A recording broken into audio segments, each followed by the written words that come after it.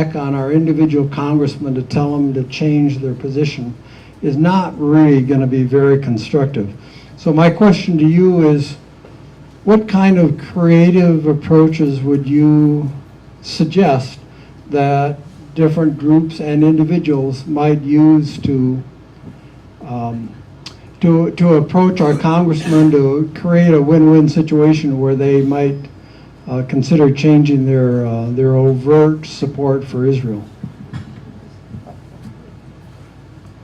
Well, given that 100 senators just voted to destroy Gaza, you know, it's very hard. And I'm in Barbara Lee's district, and you know, even Barbara Lee, she won't speak out on this. So James I first learned this from James Lawson, the architect of a lot of the civil rights movement, that without grassroots pressure, the top doesn't change.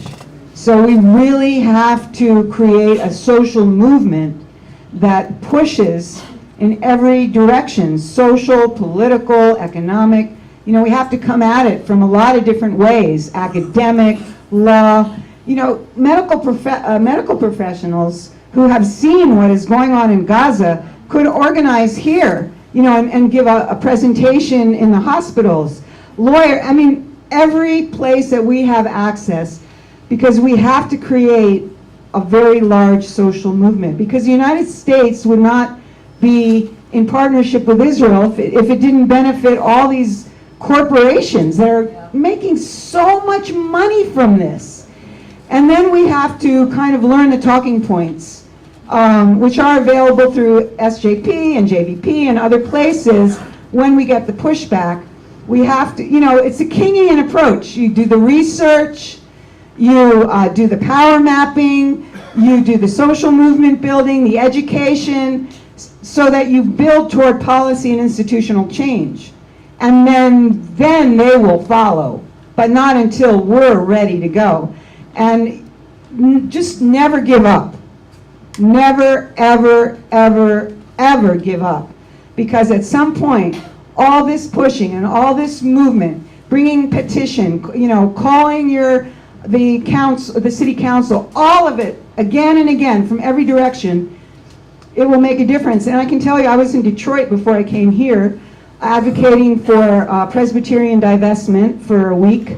My second Presbyterian, I think the General Assembly is more than the Presbyterian.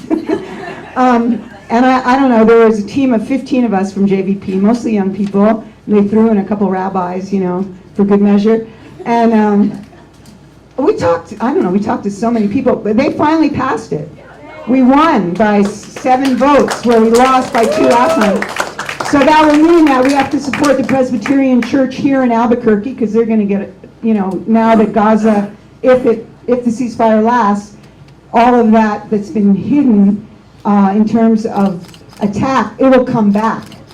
So we just have to keep organizing in every way that we can until we achieve policy and institutional change. And I'd like to add one thing to that answer in response to the question, because the question started out with the presumption that AIPAC and the organized Jewish community had a chokehold on Congress. The fact is, it is the intelligence establishment, the defense establishment, what used to be called the military-industrial complex, that has the chokehold. And as long as they have the chokehold, nothing's going to change until we relieve that chokehold. And those people, that establishment is quite content to let AIPAC and the organized Jewish community be the front people for them and take the blame for what is happening. But without that establishment, without the security state, AIPAC and the organized Jewish community would have no influence whatsoever. It is not the Jewish establishment that's doing it. The Jewish establishment is serving a secret, the agenda of the people who are hiding, and who are the ones who really have the power. And, those are the people we have to take and the power. nonetheless, it's still, everybody has a choice. I agree. So AIPAC is making the choice, and ADL is making the choice. And so they are choosing to cooperate, if you want to put it in that context. And so we have to interrupt that every way we can, especially those of us who have access. And everybody can actually have access.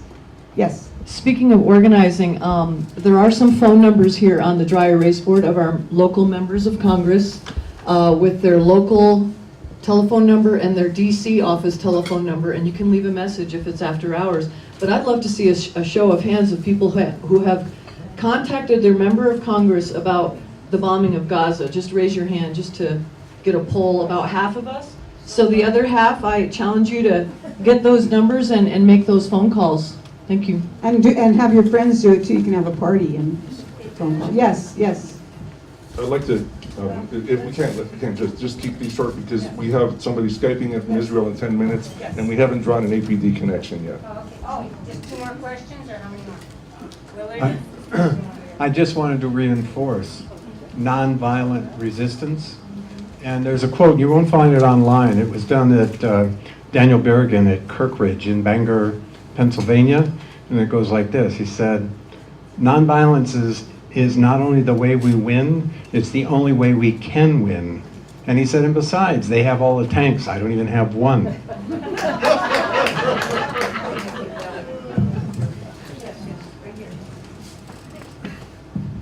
Hello, I'm Julie with SJP, and we initiated a divestment campaign this spring. Yeah!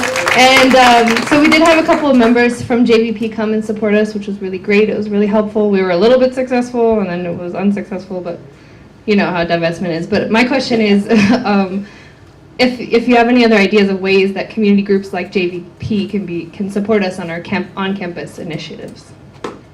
That's kind of a tricky one. I think the first thing is to have a longer, like I said, I think it's really important.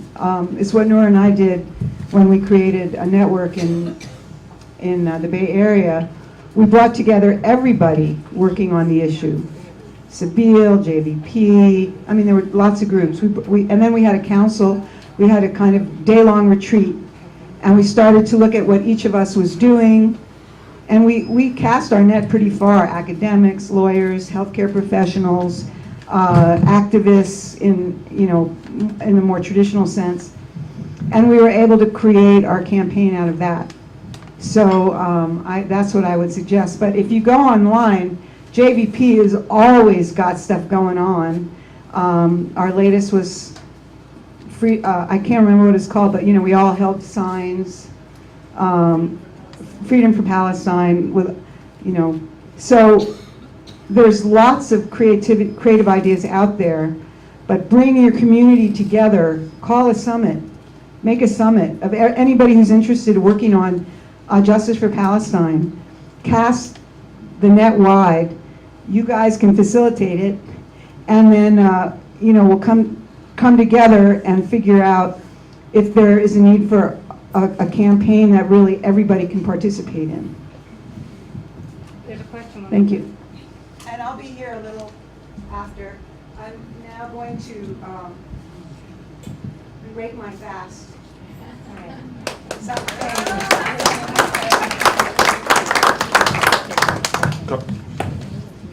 I was just going to say one thing, Alan. Lynn mentioned dehumanization, and that's, of course, a tactic on the part of people who want to militarize our countries. And whenever you see dehumanization with regards to Hamas, because every time we mention the slaughter in Gaza, the wall that comes up is Hamas. And I have a flyer here that has a little statement on it that kind of puts Hamas into context. And we need to remember when people say that Hamas is the enemy, a bad guy, that Israel has an army, an air force, and numerous high-tech weaponry. And all the Palestinians have to defend themselves is Hamas. So I just want to pass this around. Read it. Okay, I'd like to ask how many people here found out about this from an email from National JVP? She wants to read Anybody? it, Alan. Okay, go ahead.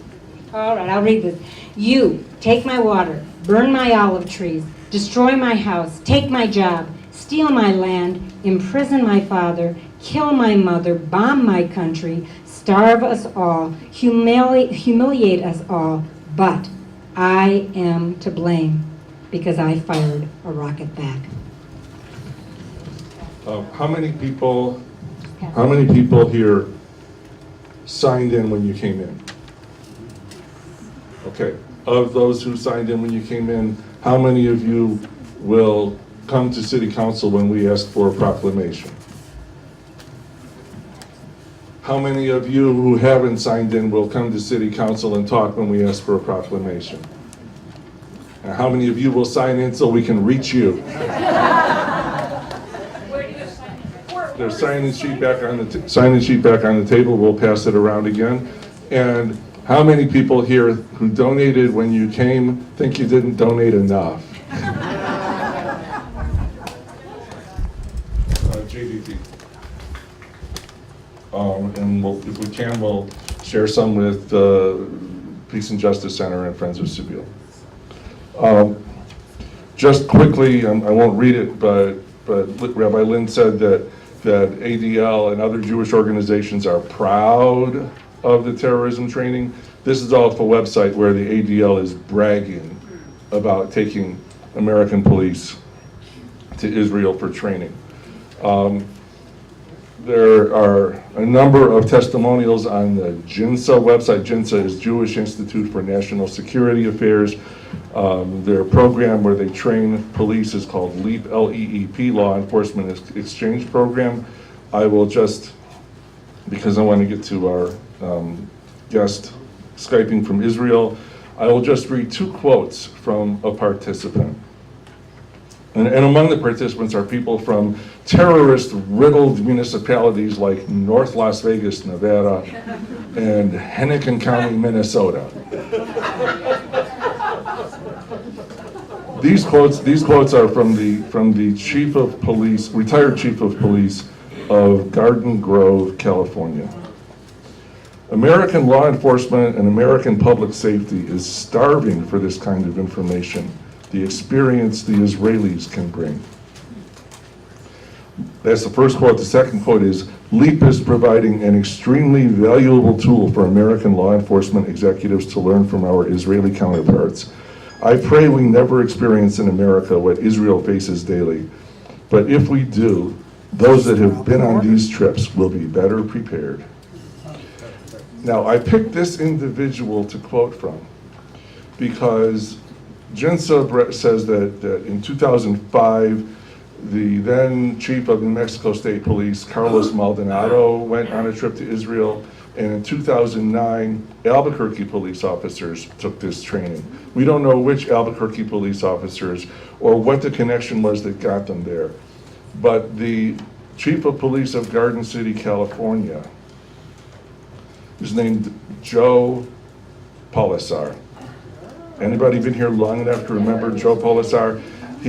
20 years ago, when the first wave, when a wave of killing, which led to one of the first police reform movements in Albuquerque took place, Joe Polisar was the chief of police in Albuquerque. So where is this coming from? And it's coming around in a circle. Okay, now let me see if I can get Yotam Feldman, who produced the lab. And Stan, what do you have, the petition still or the sign-in?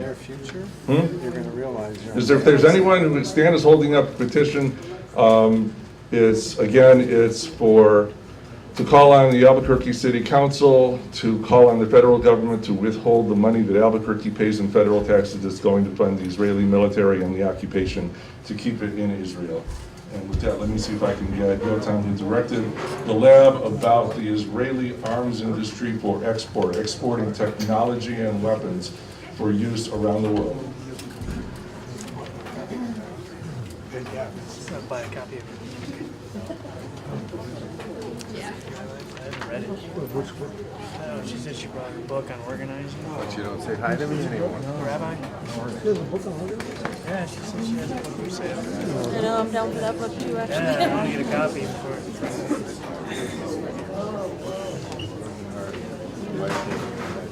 This is our friend Brandy. Oh, I don't know, have you met her? Hello. I think I've seen you. Nice to see you again. They've asked you to get your attention. Hey, can I talk to you after, before you leave after? Okay, so yeah, Clover, we will, yeah. How are you doing? We met once. We corresponded several times.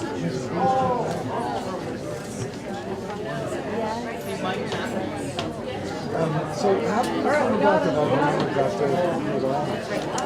Well, you know her. Remember her boyfriend John? Well, his family's from Connecticut, so they went out on a trip over Christmas, right? Over Christmas, and she went out and toured the school. She liked it. She applied. And she got accepted. So, yeah, they completely covered I it. think they did cover her. I think she might have taken some. You know, I doubt if there's ever been anybody from Seattle go to this. Yeah. Wow. Yeah. In all the years I was in Seattle, I remember one guy who went to Cornell. And he was the only person I've ever gotten to college. She'll be able to take classes at Brown. Yeah. You should be in more trouble tomorrow. She does graphic art. She did a lot of New Mexico inspired art in her portfolio. They're doing articles. So like a lot of See the headline. He just got up. It's 5:30 in the morning. Find out if he can hear you. Can you hear us? Nod if you can hear us, shake your head no. Well, can you hear us? No, he can't hear us. Talk louder, Alan. I'm right here. If you can, exactly. Can you hear us? Yotam, can you hear us? Try unplugging. No audio. This thing right here? Try it. Can you hear us?